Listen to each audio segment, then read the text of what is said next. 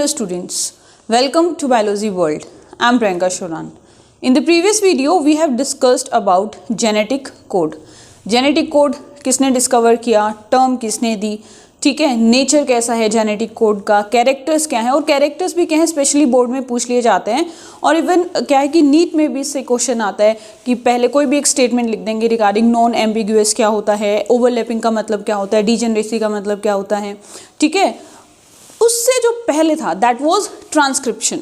Transcription complete हो गया है, जेनेटिक कोड पढ़ लिया है।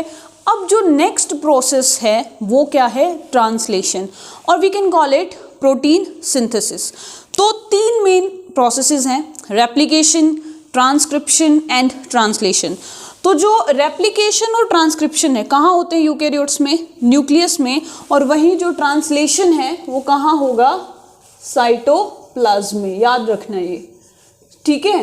रेप्लिकेशन और ट्रांसक्रिप्शन कहाँ होंगे, न्यूक्लियस में, लेकिन जो ट्रांसलेशन है वो कहाँ होगा, सेल के साइटोप्लाज्म में। क्या बोलते हैं इसको, प्रोटीन सिंथेसिस, ठीक है। डीएनए से क्या बना था, एमआरएनए बना। प्रोसेस को क्या कहेंगे, ट्रांसक्रिप्शन। अब उस एमआरएनए से जो राइबोसोम है वो क्या बनाएगा, प्रोटीन बनाएगा। और उस प्रोटीन सिंथेसिस में, प्रोटीन फॉर्मेशन में बहुत सारे स्टेप्स आते हैं, ठीक है, जिसमें पहला जो स्टेप है, और जो 2020 का नीट का पेपर था, 2020 का जो पेपर था, ठीक है, दैट वाज, उसमें पहला जो एक बहुत इंपॉर्टेंट क्वेश्चन आया हुआ था ट्रांसलेशन से, कि जो ट्रांसलेशन है उसका फर्स्ट स्टेप क्या होगा, ठीक है। अब उसमें भी क्या थोड़ा सा ट्रिकी दे रखा था कि जो जैसे ये स्टेप्स दे दिए और इसी के साथ दे रखा था that is assemblage of the ribosomal units, कि जो राइबोसोमल यूनिट्स हैं, सब यूनिट्स हैं, लार्ज और स्मॉल, वो असेंबल होंगी। तो जो करेक्ट आंसर था वो यही था कि सबसे पहले क्या है भाई, असेंबल होंगे, और उसके बाद जो ट्रांसलेशन का प्रोसेस है वो शुरू होगा, ट्रांसलेशन का, ठीक है।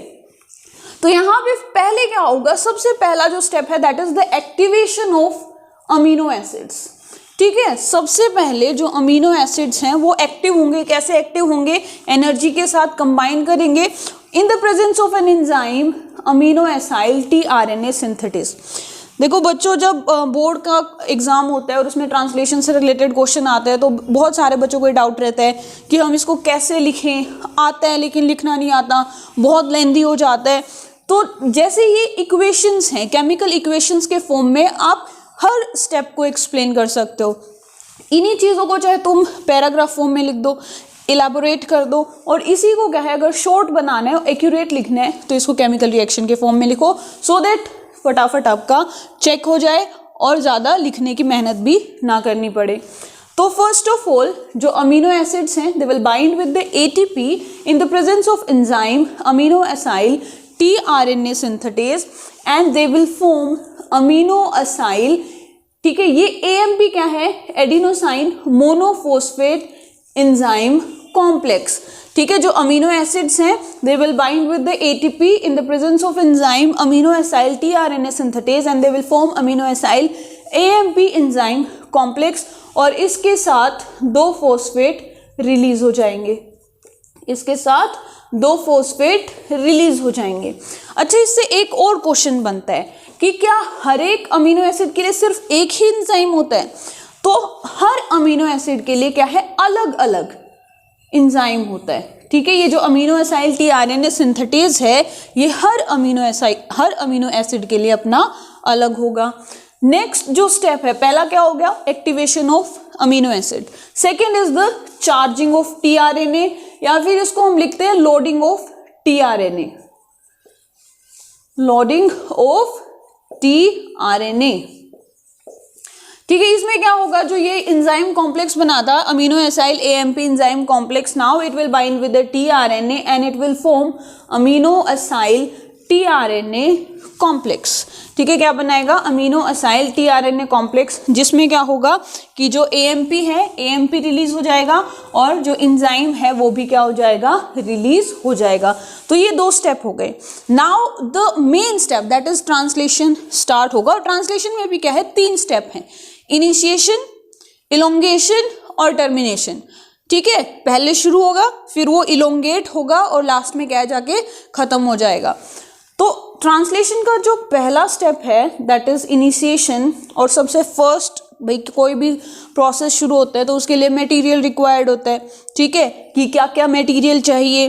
तो यहाँ पे जो रिक्वायरमेंट है वो बहुत इंपॉर्टेंट है। क्या रिक्वायरमेंट है?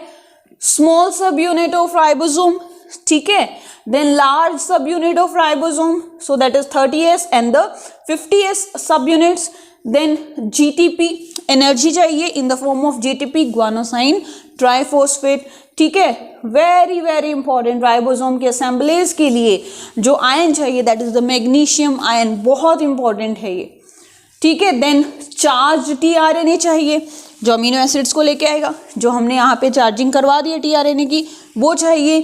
And the last thing that is initiation factors. क्या चाहिए? इनिशिएशन फैक्टर चाहिए। प्रोकैरियोट्स में तो सिर्फ 3 इनिशिएशन फैक्टर्स होते हैं, लेकिन यूकैरियोट में 3 से ज़्यादा होते हैं, और रेड ब्लड सेल में 10 इनिशिएशन फैक्टर्स पाए गए हैं, ठीक है। क्या पाए गए हैं? 10 initiation factors. So if we are talking about the prokaryotes then the initiation factor is, देखो यहाँ पे सिर्फ I for initiation, F for factor, तो IF1, IF2, IF3, बात खत्म।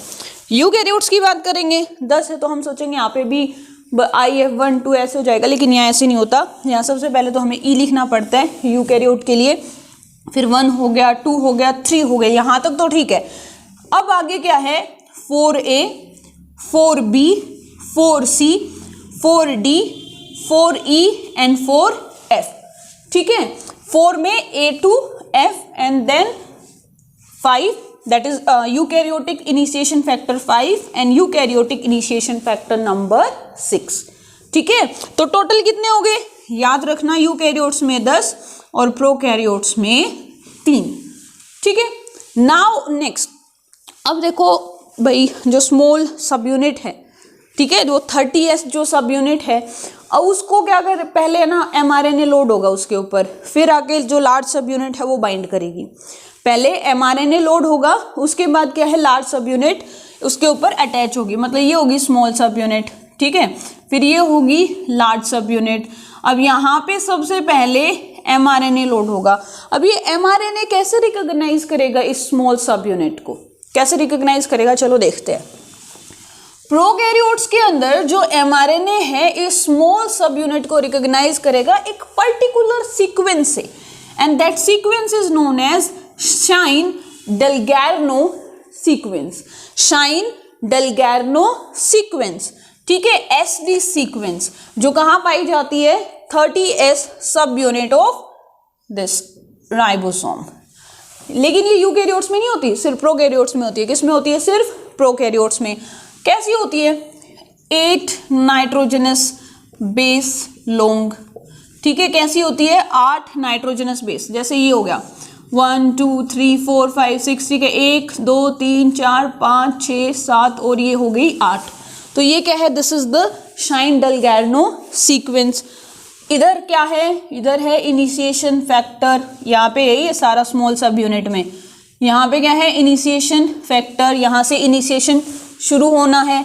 तो इनके बीच में शाइन-डेलगैर्नो और इनिशिएशन फैक्टर के बीच में कुल मिला के 6 से 12, ठीक है, 6 to 12 नाइट्रोजनस बेसिस प्रेजेंट होते हैं। तो हम कह सकते हैं कि जो शाइन-डेलगैर्नो सीक्वेंस है वो 6 to 12 न्यूक्लियोटाइड या नाइट्रोजनस बेसिस दूर रहता है इनिशिएशन फैक्टर से, ठीक है। अब हमने पढ़ा था कि जो स्मॉल सब यूनिट है, जब राइबोसोम का स्ट्रक्चर पढ़ा था 30S, इसके अंदर क्या प्रेजेंट रहता है? 16S rRNA। क्या प्रेजेंट रहता है? 16S rRNA। तो इस शाइन-डेलगैर्नो सीक्वेंस का कॉम्प्लीमेंट्री सीक्वेंस, कैसा सीक्वेंस? कॉम्प्लीमेंट्री सीक्वेंस प्रेजेंट रहता है 16S rRNA पे, और उसको कहते हैं एंटी शाइन-डेलगैर्नो सीक्वेंस। तो ये दोनों शाइन-डेलगैर्नो और एंटी शाइन-डेलगैर्नो सीक्वेंस हेल्प करते हैं mRNA को कि वो स्मॉल सब यूनिट को रिकॉग्नाइज कर ले, ठीक है, समझ में आ गया। चलो नेक्स्ट बात करेंगे हम किसकी? यूकैरियोट्स की। यूकैरियोट्स में तो ऐसा कुछ होता ही नहीं है, तो यूकैरियोट्स में वो क्या चीज है जिसके कारण mRNA स्मॉल सब यूनिट को रिकॉग्नाइज करेगा, तो वो है 7 मिथाइलेटेड ग्वानोसाइन कैप। क्या है? 7 मिथाइलेटेड ग्वानोसाइन कैप। ठीक है, जिससे क्या होगा कि जो स्मॉल सब यूनिट है वो रिकॉग्नाइज हो जाएगी। आई बात समझ में? तो अब क्या होगा, जो स्मॉल सब यूनिट है राइबोसोम की वो किसके साथ बाइंड करेगी? mRNA के साथ। मेन फैक्टर जो है, यू प्रोकैरियोट्स की बात करेंगे तो that is initiation factor number 3 in the presence of magnesium ions and it will form a 30S mRNA complex. क्या होगा? 30S mRNA complex. ठीक है, मतलब यहाँ पे कुछ भी लिखने की जरूरत नहीं है, तुमने सिर्फ लिख दिया कि जो शाइन डलगैरनो और एंटी शाइन डलगैरनो और 7 मिथाइलेटेड कैप के कारण mRNA रिकॉग्नाइज कर लिया। अब वो बाइंड कर जाएगा, कॉम्प्लेक्स बना देगा। अब ये जो कॉम्प्लेक्स है मतलब इसको क्या कर दिया? केमिकल रिएक्शन की फॉर्म में लिख दिया। ठीक है, अब ये जो कॉम्प्लेक्स है now it will bind with, ये जो कॉम्प्लेक्स बना है ना, ये किसके साथ बाइंड करेगा? फॉर्माइल मिथियोनाइल tRNA कॉम्प्लेक्स के साथ। ठीक है, in the presence of 1 GTP, initiation factor number 2, initiation factor number 3 and the magnesium ions to form a 30S mRNA formyl methionyl tRNA complex. ठीक है, आई बात समझ में? मतलब बस याद रख लेना कि यहाँ पे जो मिथियोनिन है या फिर फॉर्माइल मिथियोनाइल tRNA, मतलब tRNA के ऊपर क्या प्रेजेंट है, या तो मिथियोनिन है या F methionine, that is formyl methionyl लिख सकते हो, मिथियोनिन लिख सकते हो, तुम्हारी मर्जी है। ठीक है, और वो क्या होगा? एक कॉम्प्लेक्स बना लेगा। अब इस कॉम्प्लेक्स बनने के बाद क्या होगा? जो लार्ज सब यूनिट है हमारी 50S, वो क्या कर जाएगी? इसके ऊपर आके बाइंड कर जाएगी। क्या कर जाएगी? इसके ऊपर आके बाइंड कर जाएगी, और जो इनिशिएशन फैक्टर है वो चला जाएगा, रिलीज हो जाएगा। ठीक है, वो क्या होगा? रिलीज हो जाएगा। नाउ देखो, अब जो ये हमारी लार्ज वाली सब यूनिट है ना, इसमें 3 साइट होती हैं। क्या होती हैं? 3 साइट। इलोंगेशन और टर्मिनेशन को हम पढ़ेंगे नेक्स्ट वीडियो में। ठीक है, धीरे धीरे करेंगे ताकि आसानी से तुम्हें याद हो जाए। आई बात समझ में? तो भाई यहाँ पे ना इस लार्ज सब यूनिट पे 3 साइट होती हैं, that is P site, A site and E site.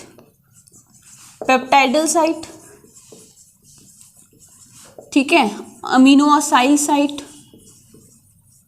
और एग्जिट साइट। बोले तो यहाँ पे है E, then P, then A।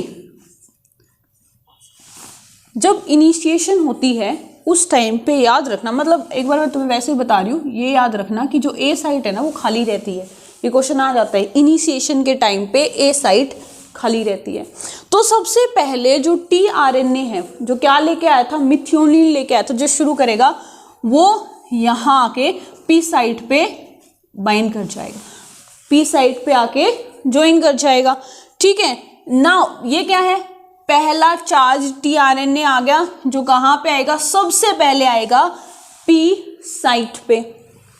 Now the second tRNA after initiation, initiation के टाइम पे A साइट बिल्कुल खाली है। ठीक है, सबसे पहले जो मिथियोनिन है, चार्ज tRNA है मिथियोनिन वाला, वो आके P साइट पे बाइंड कर जाएगा। अब जो दूसरा अमीनो एसिड आएगा चार्ज tRNA के ऊपर, वो कहाँ आके बाइंड करेगा? वो करेगा ये जो A साइट है इसके ऊपर, सेकेंड वाला। ठीक है, अब यहां से चलो, ये जो मिथियोनिन है now it will get transferred here, ये जो सेकेंड, ठीक है, यहाँ पे ये ए रब कर देते हैं, ये सेकेंड वाला जो अमीनो एसिड है इधर आ जाएगा अपना मिथियोनिन, और ये tRNA एग्जिट साइट से होते हुए रिलीज हो जाएगा, चला जाएगा। ठीक है, तो इनिशिएशन के टाइम पे फर्स्ट अमीनो एसिड कहाँ आएगा? P साइट पे। A साइट क्या रहेगी? खाली। ठीक है, फिर जो दूसरा अमीनो एसिड आएगा इनिशिएट होने के बाद वो कहाँ आएगा? A साइट पे। पी साइट वाला जो टीआरएनए है जिसके ऊपर अमीनो एसिड है वो अपना अमीनो एसिड ट्रांसफर कर देगा, ठीक है। एंजाइम भी हम पढ़ेंगे नेक्स्ट वीडियो में, पेप्टाइडल ट्रांसफरेज, जो कि पेप्टाइड बॉन्ड की फॉर्मेशन के लिए रिस्पॉन्सिबल होगा, ठीक है। ये टीआरएनए फ्री, जा भाई तू अब दूसरा लेके आ, ठीक है। अब दूसरा अमीनो एसिड लेके आ, फिर यहाँ से ये इधर ट्रांसफर हो जाएगा पी साइट पे, फिर तीसरा आएगा और ऐसे प्रोसेस चलता रहेगा।